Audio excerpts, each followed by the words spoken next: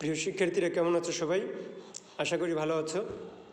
আমি নবীন কীর্তনিয়া, প্রভাষক গণিত বিভাগ, Motijharna foundation school and college. আজকে তোমাদের গণিতের 3য় নম্বর অ্যাসাইনমেন্ট এবং গণিতের সর্বশেষ অ্যাসাইনমেন্ট নিয়ে তোমাদের সামনে হাজির হয়েছি। এখানে তোমরা যে 3য় নম্বর অ্যাসাইনমেন্ট ছিল তার সমাধানটা খুঁজে পাবে। এখানে সবগুলো প্রশ্নের অ্যান্সার দিয়ে দেওয়া আছে। প্রথমে আমরা সৃজনশীলটার সমাধান করব। প্রথমে হচ্ছে সৃজনশীল 1।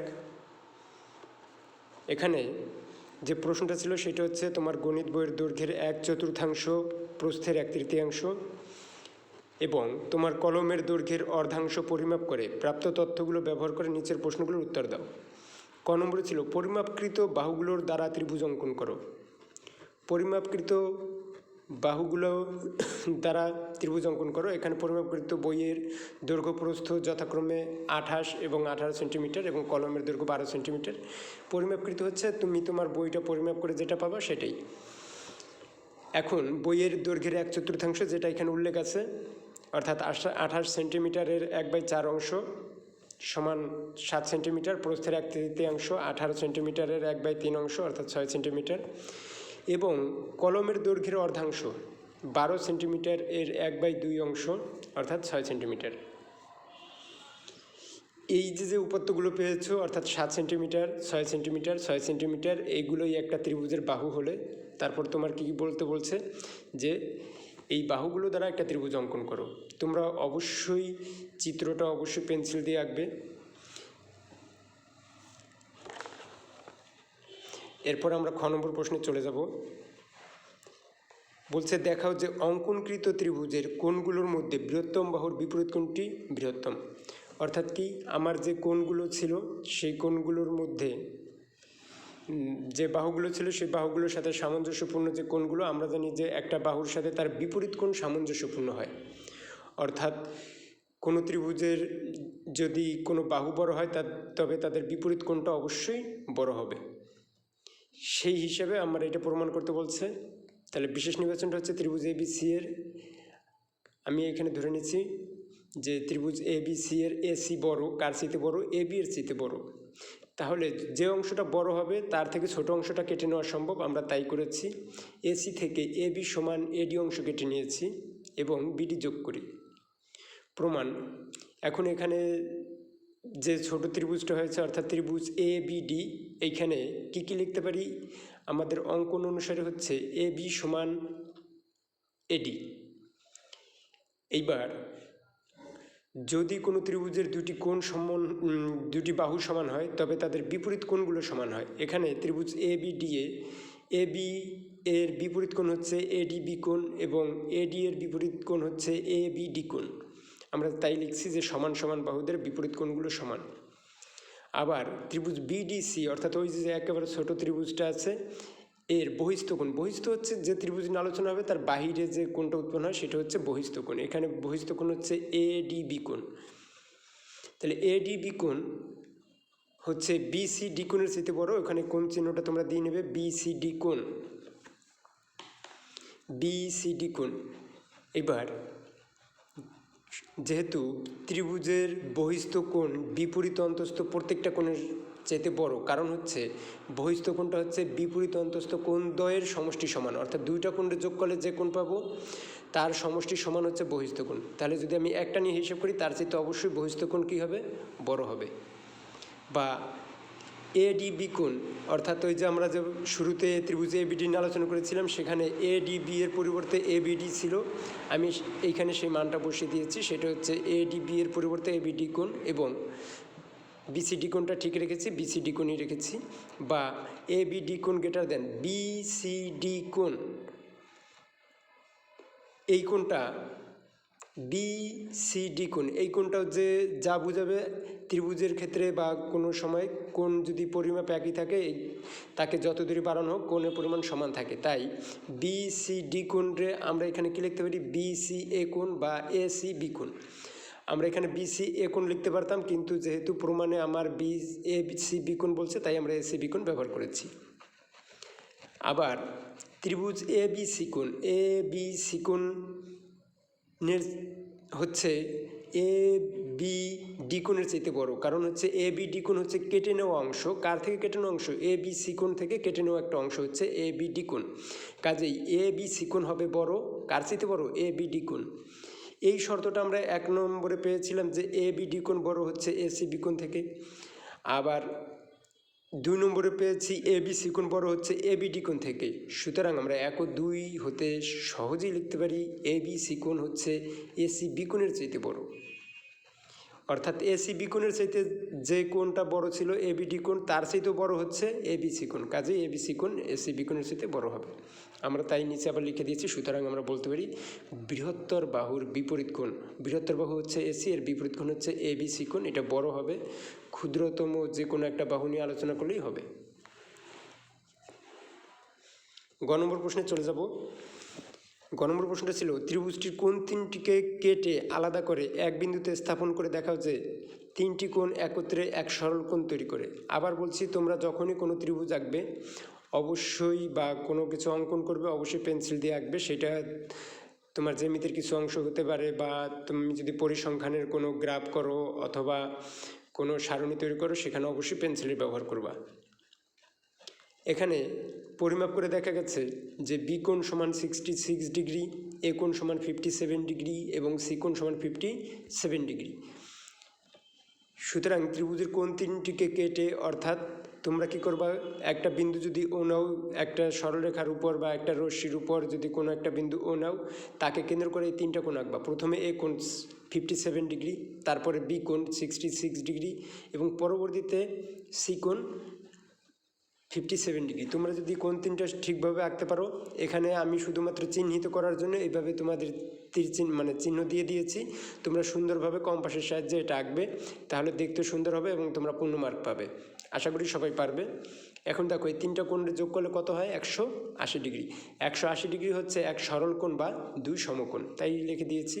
ত্রিভুজটির কোণ তিনটিকে কেটে, অর্থাৎ 57 ডিগ্রি, 66 ডিগ্রি এবং 57 ডিগ্রি এর সমান করে এক বিন্দুতে স্থাপন করে একত্রিত করলে এক সরল কোণ, অর্থাৎ একটা সরল রেখায় যে কোণ উৎপন্ন হয় তাকে এক সরল কোণ বলে, বা 180 ডিগ্রি বা দুই সমকোণ উৎপন্ন করে। এরপর আমরা সৃজনশীল নম্বর 2-এ চলে যাব। সৃজনশীল নম্বর 2-এ বলছে তোমার 30 জন সহপাঠীর উচ্চতা এবং সেটা কি সেন্টিমিটারে সংগ্রহ করো এবং তা তোমার খাতা লিপিবদ্ধ করো। আমরা এখানে কি করেছি, কয়েকটা মান নিয়েছে আমাদের ইচ্ছা মতো। এই মানটা তোমরা তোমাদের চাইলে যে কোনো মানই নিতে পারবে, তবে সেটা যেন একটু সামঞ্জস্যপূর্ণ হয়, যে একটার সাথে ব্যবধান যেন খুব বেশি না হয়, এবং একটা সেন্টিমিটারে এমনভাবে নিলা যেন সেরকম কোনো মানুষের দৈর্ঘ্য সম্ভব নয়, একজন একটু সামঞ্জস্যপূর্ণ নিলে ভালো হবে। তাই 30 জন শিক্ষার্থীর উচ্চতা আমরা আমাদের ইচ্ছা মতো নিয়েছি এবং উপাত্তগুলোকের মানের ক্রমানুসারে হচ্ছে কি ক্রম অনুসারে। ক্রম হচ্ছে কি তুমি ছোট থেকে বড় করতে পারো, বড় থেকে ছোট করতে পারো, তবে আমরা এখানে যেটা করেছি ছোট থেকে বড় করেছি। তাহলে ক্রম অনুসারে সাজাইছি। প্রথমে একেবারে ছোট সংখ্যা ছিল 124, এরপরে 127, 129, এইভাবে আমরা সাজাতে সাজাতে সবচেয়ে বড় সংখ্যা আমরা বুঝতে পারছি 168। খ নম্বরে বলছে সর্বোচ্চ সংখ্যক সহপাঠী কত উচ্চতা বিশিষ্ট তা আয়তলেখের সাহায্যে আঁকা। এরকম যখন তোমার উপাত্তগুলো কোনো সারণী আকার দেয়া না থাকবে, তখন তুমি এই উপাত্তগুলো থেকে সর্বোচ্চ সংখ্যা সর্বনিম্ন সংখ্যা এগুলো বের করে নিবা এবং তারপর পরিসর বের করবা। আমরা এখানে সর্বোচ্চ সংখ্যা পেয়েছি 168, সর্বনিম্ন সংখ্যা 124। পরিসর জানি হচ্ছে সর্বোচ্চ সংখ্যা বিয়োগ সর্বনিম্ন সংখ্যা যোগ 1, তাহলে সেটা হচ্ছে পরিসর, অর্থাৎ কত? 45। শ্রেণীব্যাপ্তি 10 নিয়ে শ্রেণী সংখ্যা আমরা 45কে 10 দ্বারা ভাগ করছি, কত হয়েছে? 4.5। আমরা একে একটা পূর্ণ সংখ্যায় নিব, অর্থাৎ কি, যেহেতু তুমি যখন শ্রেণী সংখ্যা নিবা সেটা যখন কোনো মানে দশমিক বা কোনো ভগ্নাংশ আকারে হতে পারে না, তাই আমরা ওখানে একটা পূর্ণ সংখ্যায় নিব। কাজেই শ্রেণী সংখ্যা হবে কত? তার পরবর্তী পূর্ণ সংখ্যা, অর্থাৎ 5। তারপর আমরা কি করছি, এখানে সারণী নিচ্ছি। প্রথমে শ্রেণীব্যাপ্তি, তারপর অবিচ্ছিন্ন শ্রেণীসীমা। আয়তলেখ অঙ্কনের জন্য অবিচ্ছিন্ন শ্রেণীসীমা অবশ্যই বের করতে হবে। এখন প্রশ্ন থাকে যে স্যার অবিচ্ছিন্ন শ্রেণীসীমাটা আমরা বের করব কিভাবে? এখানে তুমি যখন কোনো শ্রেণীব্যাপ্তি ধরবা, যেহেতু 10 ধরছো এবং 121 থেকে শুরু করছো, এখানে যে কোনো একটা শ্রেণীব্যাপ্তির ব্যবধানটা তুমি চিন্তা করো, 121 থেকে 130, আবার 130 থেকে 131, এইখানে 30 আর 31, এইখানে পার্থক্য হচ্ছে 1, আবার 140 থেকে 141, পার্থক্য 1। এই যে পার্থক্য হবে তাকে 2 দ্বারা ভাগ করে যে মানটা পাবা সেইটা কী করতে হবে, অবিচ্ছিন্ন শ্রেণীসীমা অর্থাৎ কি প্রথম অংশ থেকে বাদ দিতে হবে, অর্থাৎ কি নিম্ন সীমা বলে, প্রথম অংশটাকে বলে নিম্ন সীমা এবং পরবর্তীটাকে বলে উচ্চ সীমা। নিম্ন সীমা থেকে 0.5 বাদ দিব এবং উচ্চ সীমার সাথে 0.5 যোগ করে দিব, তবেই আমরা অবিচ্ছিন্ন শ্রেণীসীমা পেয়ে যাব। অবিচ্ছিন্ন শ্রেণীসীমা হচ্ছে তোমার একটা শ্রেণীর সীমা যেখানে শেষ হয়েছে পরবর্তী শ্রেণীসীমা ঠিক সেখানেই শুরু হবে। এজন্য আমরা কি করেছি, অবিচ্ছিন্ন শ্রেণীসীমা করেছি 120.5 থেকে 130.5, পরবর্তীটাও দেখো 130.5 থেকে 140.5, এইভাবে আমরা সাজাইছি। এখন এরপর আমরা টেলি চিহ্নটা, এটা তোমরা ষষ্ঠ শ্রেণীতেও শিখেছো, যদি নাও শিখে থাকো সমস্যা নেই, এখানে আমি খুব সহজে দেখো যেহেতু ক্রমানুসারে সাজিয়েছো খুব সহজে পেয়ে যাবে। 121 থেকে 130 অথবা 120.5 থেকে 130.5, তোমরা যেভাবে হিসাব করো কোনো সমস্যা নেই, কারণ এখানে সব সংখ্যাগুলো আছে পূর্ণ সংখ্যায়। 121 থেকে 130 পর্যন্ত সংখ্যা হচ্ছে 124, 127, 129, অর্থাৎ 3টে। একইভাবে 131 থেকে 40-এর মধ্যে আছে 6টা, 141 থেকে 150-এর মধ্যে 10টা, 151 থেকে 156-এর মধ্যে 7টা, 161 থেকে 170-এর মধ্যে 4টা। এখন এখানে প্রশ্ন হচ্ছে, যখনই আমরা 4টার অধিক হয়ে যাবে অর্থাৎ 5টা হবে, টেলি যখন 5টা হবে তখন কী করব, 4টার উপরে একটা দাগ দিব, অর্থাৎ 4টাকে সংযোগ করে দিব, তাহলে আমরা 5টা টেলি পেয়ে যাব। এখানে যেমন 6টা টেলি পেয়েছিলাম, 4টা করার পর তাকে একটা দাগ দিয়েছি 5টা এবং পরবর্তীতে আর একটা বসিয়ে দিয়েছি। এখানে গণসংখ্যা দেখো, গুণে দেখো, মোট 30টা হয়েছে। এরপরে কি বলছে, আমার যেহেতু এখানে আয়তলেখ আঁকতে হবে, তাহলে আমরা কি এখানে অবশ্যই গ্রাফ পেপার ব্যবহার করবা। তোমরা গ্রাফ পেপারে তোমরা এক্স অক্ষ ওয়াই অক্ষ, এখানে আমি দেখো তোমাদের উল্লেখ করে দিয়েছি। ছক কাগজে এক্স অক্ষ বরাবর প্রতি বর্গের বাহুর দৈর্ঘ্যকে 2 একক ধরে শ্রেণীব্যক্তি হচ্ছে নিচে থাকবে, অর্থাৎ তোমার যে ব্যক্তিটা ছিল 120.5, 130.5, এইটা হচ্ছে কি এক্স অক্ষ বরাবর হবে, এবং ওয়াই অক্ষ বরাবর হবে হচ্ছে তোমার গণসংখ্যা। এখানে দেখো শ্রেণীব্যক্তি লিখে দিয়েছি, ওখানে গণসংখ্যা লিখে দিয়েছি, তোমরা এইভাবে হিসাব করলেই হয়ে যাবে। তাহলে এর মাঝে আমরা এখানে এক্স ও এক্স প্রাইম, ওয়াই ও ওয়াই প্রাইম, এখানে ও বিন্দু হচ্ছে শূন্য বিন্দু থেকে শুরু হয়, কিন্তু এখানে আমার শুরু হয়েছে 120.5 থেকে, কাজেই এই 0 থেকে 120.5 পর্যন্ত বোঝাতে আমরা ভাঙা চিহ্ন ব্যবহার করেছি। ঠিক আছে, আশা করি তোমরা এই চিত্রটা আঁকতে পারবা। তোমরা যে কাজটা করবা, শ্রেণীব্যক্তিগুলো বসাবা 120.5। আমরা কি করছি, প্রতি বর্গের বাহুর দৈর্ঘ্যকে 2 একক ধরছি, অর্থাৎ এক অংশকে 2 অংশ ধরছি।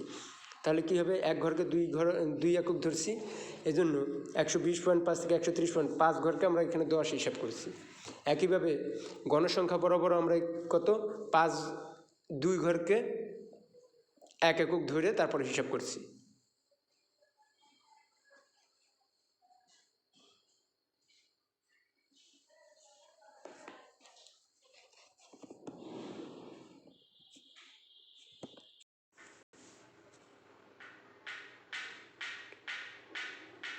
এরপর আমরা সংক্ষিপ্ত প্রশ্নের সমাধানে চলে যাব। এখানে প্রথম প্রশ্ন ছিল -p+6 এর বর্গ, -p+6 এর বর্গ অর্থাৎ কি -p+6 এর হোল স্কোয়ার। এখানে a+b এর হোল স্কোয়ারের সূত্র নিয়েছি আমরা, অর্থাৎ কি প্রথম যে পদ ছিল -p এর হোল স্কোয়ার +2 × -p × 6। যখনই কোনো ঋণাত্মক সংখ্যা থাকবে তোমরা অবশ্যই ব্র্যাকেট দিয়ে আটকে দেবে, নাহলে এটা বুঝতে সমস্যা হবে তোমাদের নিজেদেরই। তাহলে -p এর হোল স্কোয়ার +2 × -p × 6 + 6 স্কোয়ার, অর্থাৎ a স্কোয়ার +2ab + b স্কোয়ারের সূত্র। -p এর হোল স্কোয়ার করলে হয় p স্কোয়ার, কারণ আমরা জানি যে কোনো ঋণাত্মক সংখ্যাকে যদি বর্গ করি তবে সেটা কি হয়, ধনাত্মক হয়। কাজে -p এর বর্গ করলে সেটা কী হবে, p স্কোয়ার। 2 × 6 × -p হবে -12p + 6 এর হোল স্কোয়ার মানে হচ্ছে 6 × 6 অর্থাৎ 36। দ্বিতীয় প্রশ্ন হচ্ছে p + q = 7 এবং p - q = 3 হলে 2 × p² + q² মান নির্ণয় করো। তাই দেওয়া আছে, আমরা এই মানটা লিখে দিয়েছি। এরপর প্রদত্ত রাশি 2 × p² + q², আমরা একটা সূত্র জানি, সেটা হচ্ছে 2 × a² + b² = a + b এর হোল স্কোয়ার + a - b এর হোল স্কোয়ার। এখানে এর পরিবর্তে শুধুমাত্র p এবং b এর পরিবর্তে q বসানো হয়েছে, আর কোনো ডিফারেন্স নেই।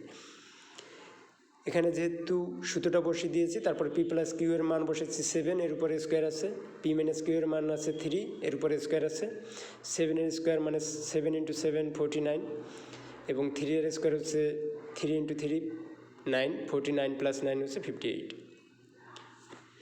3 নম্বর প্রশ্ন হচ্ছে 3a² bc 5ab² d এবং a³ cd² এর লসাগু কত।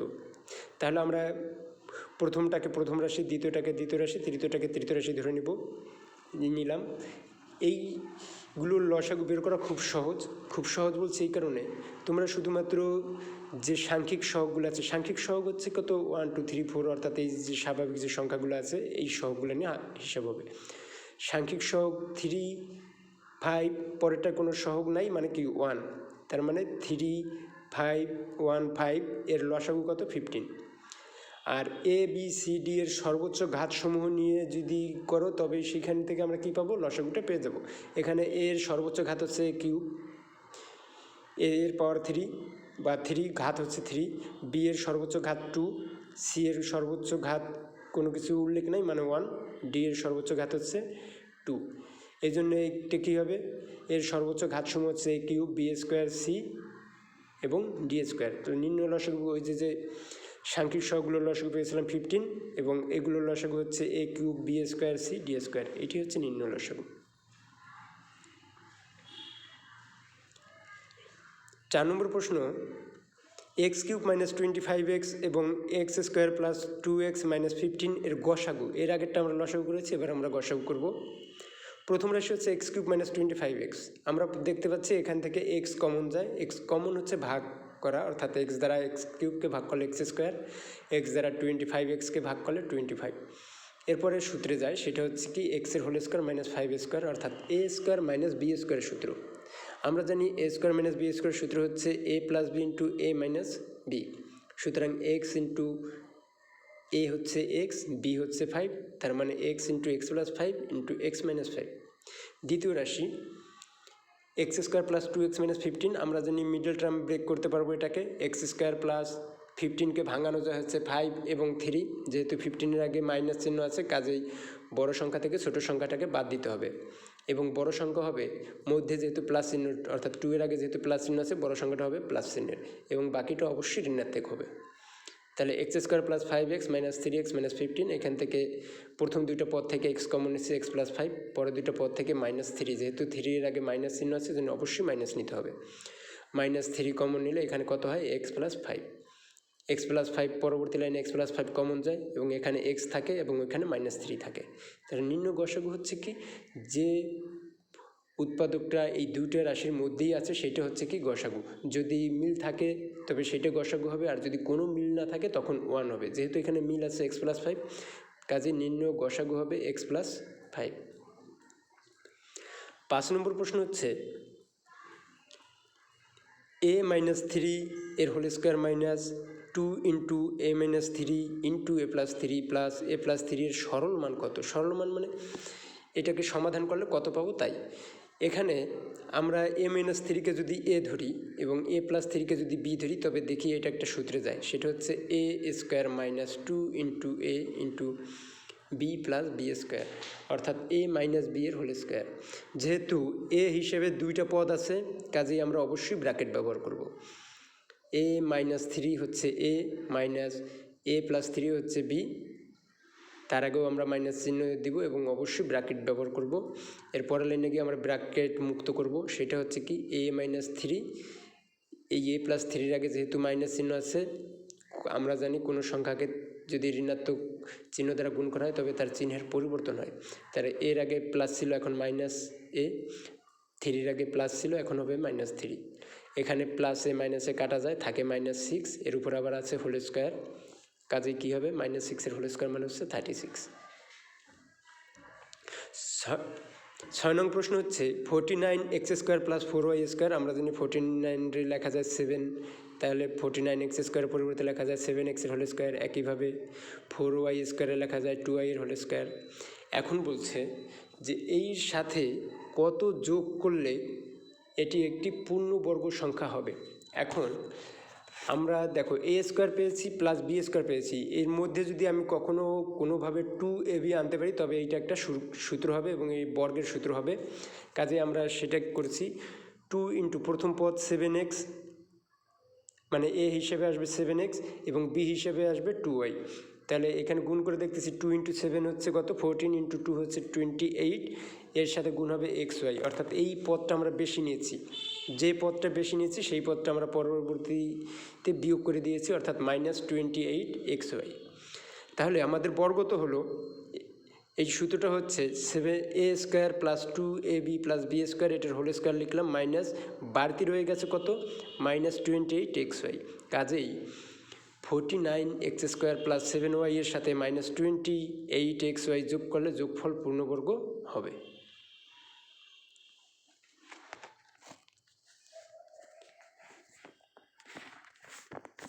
এরপর আমরা 7 নং প্রশ্নে চলে যাব। 7 নং প্রশ্নটা ছিল একটা রাশি দেওয়া আছে, রাশিটির উৎপাদক একটা উৎপাদক দিয়ে দেওয়া আছে, বলছে অপরটা কত। রাশিটা হচ্ছে x square minus 4xy minus 9z square plus 4y square. আমরা এখানে দেখব যে 4xy, এখানে xy যেহেতু এক জায়গা আছে, আমরা x স্কোয়ার মাইনাস 4xy এবং 4y স্কোয়ারকে প্রথমে নিয়ে আসবো এবং 9z স্কোয়ারকে পরে নিব। যদি আমরা এই দুটোকে পাশাপাশি আনি তবে একটা সূত্র হয়, সেটা হচ্ছে a minus B whole square সূত্র, অর্থাৎ a square minus 2 into A হচ্ছে x, বি হচ্ছে 2y plus 2y whole square, আর 9zকে লেখা যায় 3z হোল স্কোয়ার। তাহলে এইটা হচ্ছে x মাইনাস 2y হোল স্কোয়ারে যায় এবং পরেরটা হচ্ছে -3z হোল স্কোয়ার। এইটা আবার পরবর্তীতে আবার সূত্রে যায়, সেটা হচ্ছে a square minus B square. এখানে a হচ্ছে x মাইনাস 2y এবং b হচ্ছে 3z। এ স্কোয়ার মাইনাস বি স্কোয়ারের সূত্র আমরা জানি a plus B into A minus B. A হচ্ছে ব্র্যাকেটের মধ্যে যতটুকু ছিল x মাইনাস 2y, বি হচ্ছে -3z, অর্থাৎ প্রথমটা যোগ এবং পরবর্তীটা বিয়োগ। তাহলে একটা উৎপাদক এখানে ওরা উল্লেখ করে দিচ্ছে x minus 2y plus 3z, এবং অপর উৎপাদক আমরা যেটা পেয়েছি সেটা হচ্ছে কত, x minus 2y minus 3z।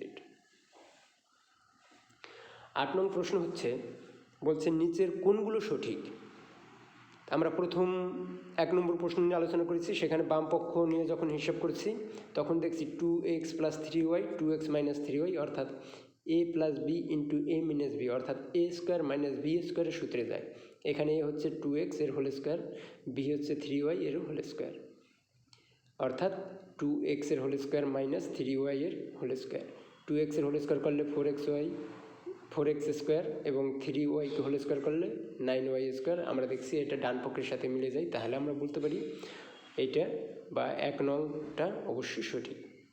দ্বিতীয় নম্বর হচ্ছে, বাম পক্ষে আছে half into M minus N এর whole square plus M plus N এর হোল স্কোয়ার। আমরা জানি হাফ ইন্টু ওই ভিতরে যে অংশটা আছে এ মাইনাস বি এর whole square plus A plus B এর হোল স্কোয়ার, এর একটা সূত্র আছে, সেটা হচ্ছে 2 into A square plus B square. এখানে এর পরিবর্তে এম ব্যবহৃত হয়েছে এবং বি এর পরিবর্তে এন ব্যবহৃত হয়েছে, কাজে আমরা ওই সূত্রটা এখানে প্রয়োগ করব। সেটা হচ্ছে half into 2 into A square, অর্থাৎ M square plus N square. এখানে এর পরিবর্তে এম বসবে এবং বি এর পরিবর্তে এন বসবে। হ্যাঁ, নিচে 2 এবং উপরে 2 কাটাকাটি গেল, 1 এর সাথে M square plus N square গুণ হলো M square plus N square, যা ডান পক্ষের সমান। তার মানে আমরা কী বলতে পারছি, 1 নম্বর যেমন সঠিক 2 নম্বরও অবশ্যই সঠিক। তাহলে আমরা তৃতীয় নম্বরে চলে যাব। তৃতীয় নম্বরে এ প্লাস বি এর হোল স্কোয়ার প্লাস 4ab, এইখানে এ প্লাস বি এর হোল স্কোয়ার যদি -4ab দিত তবে আমার সূত্রটার সাথে মিলে যেত, কিন্তু এ প্লাস বি এর হোল স্কোয়ার প্লাস 4ab, এখানে সূত্রটা হবে এ প্লাস বি এর হোল স্কোয়ার -4ab, যা কোনোভাবেই কিসের সাথে, ডান পক্ষের সাথে সম্পর্কযুক্ত বা সামঞ্জস্যপূর্ণ নয়। কাজেই বাম পক্ষ নট ইকুয়াল ডান পক্ষ। বাম পক্ষে ছিল এ প্লাস বি এর whole square plus 4ab not equal A minus B এর হোল স্কোয়ার। কাজে আমরা কি বলছি যে 3 নং সঠিক নয়। এরপর আমরা 9 নং প্রশ্নে চলে যাব। এক্স মাইনাস ওয়াই এর হোল স্কোয়ার ইকুয়াল 29 হলে এক্স প্লাস ওয়াই এর হোল স্কোয়ারের মান কত। এই অঙ্কটা খুব বেশি সহজ তোমাদের জন্য। দেওয়া আছে এক্স মাইনাস ওয়াই এর হোল স্কোয়ার হবে ওখানে, তার মানে হবে এক্স মাইনাস ওয়াই এর হোল স্কোয়ার ইকুয়াল 29। তোমরা অবশ্যই এখানে একটু মিস্টেক আছে, হোল স্কোয়ারটা দেওয়া হয়নি, তোমরা অবশ্যই হোল স্কোয়ারটা দিয়ে নেবে। এক্স মাইনাস ওয়াই এর হোল স্কোয়ার ইকুয়াল 29। আমরা জানি এক্স প্লাস ওয়াইয়ের হোল স্কোয়ার সমান এক্স মাইনাস ওয়াইয়ের হোল স্কোয়ার প্লাস 4xy, কাজেই এক্স মাইনাস ওয়াইয়ের হোল স্কোয়ার পরিবর্তে হবে 29 প্লাস 4xy। 10 নম্বর প্রশ্ন হচ্ছে x square plus 5x minus 6, তাহলে আমরা এবার মিডল টার্ম, একটু আগে যে মিডল টার্ম করে আসছি সেই একই নিয়ম, অর্থাৎ যে এখানে যেহেতু মাইনাস আছে অবশ্যই একটা ধনাত্মক হবে একটা ঋণাত্মক হবে, এবং বড় সংখ্যাটা থেকে ছোট সংখ্যাটাকে বাদ দিব যে, এবং বড় সংখ্যা যেহেতু এখানে প্লাস চিহ্ন ব্যবহৃত হচ্ছে প্রথমে প্লাস বসাবো পরেরটা মাইনাস বসাবো। তাহলে 6কে ভাঙা যায় হচ্ছে 1 × 6, কাজেই হচ্ছে x square plus 6x minus x minus 6। এখানে প্রথম দুইটা পদ থেকে এক্স কমন, পরের দুইটা পদে কোনো সাধারণ মিল নেই, কাজে আমরা এখান থেকে 1 কমন নেব, হবে এক্স প্লাস 6 × x মাইনাস 1, তার মানে 10 নম্বর উৎপাদক হচ্ছে এক্স প্লাস 6 × x মাইনাস 1। 11 নম্বর বলছে 5 × x মাইনাস 3 = 10 সমীকরণটির মূল। এই মূল বের করতে হলে আমার এক্সের মান, যেহেতু এখানে চলক হিসেবে এক্স আছে, এক্সের মান বের করব। 5-এর সাথে x মাইনাস 3 আছে গুণ অবস্থায়, কাজেই আমি যদি 5টাকে ওই পাশে নিয়ে যাই হবে ভাগ, 5 দ্বারা যদি আমি 10কে ভাগ করি অর্থাৎ কী হবে 2/2 যাই বলি। এরপরের লাইনে এক্স মাইনাস 3 = 2, এই পাশে মাইনাস 3 সমান সমানের অন্য পাশে বা বিপরীত পাশে চলে গেলে আমরা জানি সেখানে কি চিহ্ন পরিবর্তন হয়, যেহেতু মাইনাস 3 ছিল এখানে হবে প্লাস 3, 2 + 3 = 5, তার মানে নির্ণয়মূল হচ্ছে x = 5। এর পরের প্রশ্নটা হচ্ছে কোন বিধি অনুযায়ী 2x + 3 = 7x - 5কে শুধুমাত্র উল্টি, অর্থাৎ বাম পক্ষেরটা ডান পক্ষে, ডান পক্ষেরটা বাম পক্ষে লাগে যায়, সেটা আমরা জানি কি প্রতিসাম্য বিধি অনুযায়ী বাম পক্ষেরটা ডান পক্ষে এবং ডান পক্ষেরটা বাম পক্ষে বসানো যায়। 13 নম্বর প্রশ্ন -1 3 বিন্দুটি কোন চতুর্ভাগে অবস্থিত? দেখো আমি ওখানে একটা চিত্রের মতো এঁকে দিয়েছি, সেটা হচ্ছে প্রথম লিখে দিয়েছি, দ্বিতীয় তৃতীয় চতুর্থ লিখে দিয়েছি, এবং প্রথমের জায়গায় আছে 2টা প্লাস, দ্বিতীয়র জায়গায় আছে প্রথমে মাইনাস পরেরটা প্লাস, তৃতীয়র জায়গায় আছে 2টাই মাইনাস, চতুর্থটার জায়গায় প্রথমটা প্লাস পরেরটা মাইনাস। তুমি দেখো এখানে যে -1 3 সেটা দ্বিতীয় চতুর্ভাগের সাথে সামঞ্জস্যপূর্ণ, কাজে আমরা কি বলতে পারি -1 3 বিন্দুটি দ্বিতীয় চতুর্ভাগে অবস্থিত। এরপর আমরা 14 নম্বর প্রশ্নে চলে যাব। বলছে কোনো বিন্দুর ভুজের মান 0, ভুজের মান যদি 0 হয় আমরা জানি কি কোনো বিন্দুর স্থানাঙ্ক যদি xy হয় তবে x হচ্ছে ভুজ এবং y হচ্ছে কোটি। ভুজের মান 0 হলে y অক্ষরেখায় অবস্থিত হবে এবং কোটির মান 0 বা 0 হলে সেটা কি x অক্ষরেখায় অবস্থিত হবে। যেহেতু এখানে ভুজের মান 0, কাজে এটা কি হবে y অক্ষরেখায় অবস্থিত। 15 নম্বর প্রশ্ন বলছে কোনো সংখ্যা থেকে বা কোন সংখ্যা থেকে -6 বিয়োগ করলে বিয়োগফল -12 হয়। তাহলে আমরা কি করছি, ধরি সংখ্যাটি x, তাহলে x থেকে আমরা -6কে বিয়োগ করে দেবো, তাহলে মানে হচ্ছে x -6কে ব্র্যাকেট দিয়ে আটকে দেবো, সমান হচ্ছে -12। তাহলে মাইনাস মাইনাসে গুণ করলে কী হয়, প্লাস হয়, তার মানে x + 6 = -12, এই পাশে +6 সমান সমান বা ইকুয়াল চিহ্নের যদি ডান পাশে চলে যায় -6 হয়, তাহলে -12 -6 হচ্ছে -18, নিম্ন সংখ্যাটি হচ্ছে -18।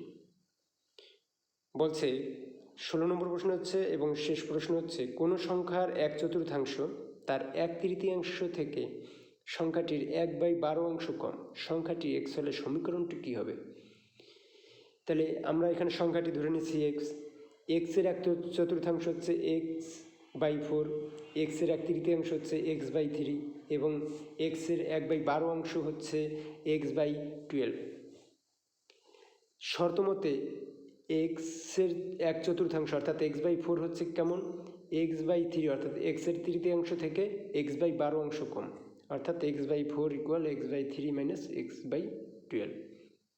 ইহাই নির্ণয় সমীকরণ। ওকে, সবাই ভালো থেকো, সবার জন্য শুভকামনা রইল। করোনা পরিস্থিতি সবাই খুব সাবধানে থাকবে, সবার জন্য আবার শুভকামনা জানিয়ে শেষ করছি।